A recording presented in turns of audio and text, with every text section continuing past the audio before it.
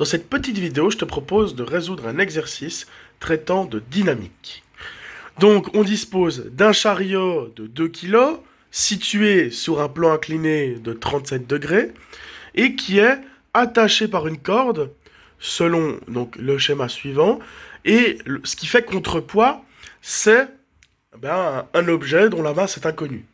Et le but de cet exercice va être de déterminer la masse de cet objet qui fait contrepoids de façon à ce que le système soit en équilibre.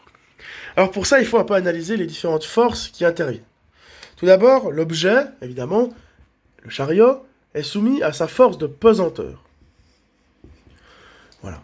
Alors on rappelle que la force de pesanteur, elle est toujours perpendiculaire au sol, mais on peut décomposer cette force selon deux composantes. Donc une composante parallèle au plan et une composante perpendiculaire au plan. Et en fait, si l'on réfléchit bien, il n'y a que la composante parallèle au plan qui contribue à faire glisser le chariot, qui contribue à ce que le chariot ait tendance à tomber. La composante perpendiculaire à la force de pesanteur, elle est compensée totalement par ce qu'on appelle la force de soutien. On l'a vu, force de soutien, c'est donc cette force émanant du sol qui empêche simplement l'objet de s'enfoncer dans le plan incliné. Voilà. Donc, alors là, c'est pas à l'échelle, mais la force de soutien, elle est égale à la composante perpendiculaire de la force de pesanteur. Mais, parce qu'en soi, la force de soutien ne réagit pas à l'ensemble du poids. La force de soutien, c'est la force qui émane du sol. C'est une force naturelle de répulsion. Si vous voulez, dès lors qu'on a un poids sur un plan, eh bien, il va exercer une certaine force.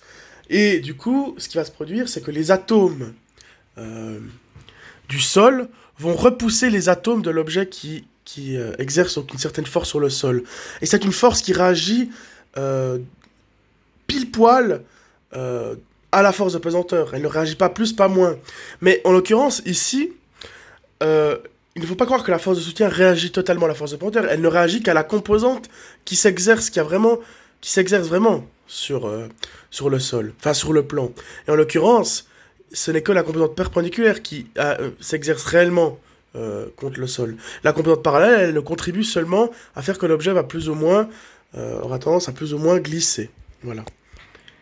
Et donc de l'autre côté, il y a donc la masse 2 qui est également soumise à sa force de pesanteur, donc Fp2. Voilà. Alors, d'accord, alors comment est-ce que l'on peut faire pour que le système soit en équilibre? Quelle masse attribuer à l'objet qui fait contrepoids de façon à ce que l'équilibre du système ait lieu, enfin, pour que le système soit à l'équilibre? Bien, finalement, si on le réalise un petit peu, il y a deux forces qui s'exercent réellement sur la corde, aux deux extrémités de la corde.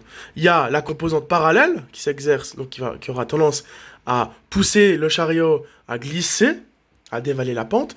Et puis, de l'autre extrémité, il y a donc ce contrepoids et sa force de pesanteur.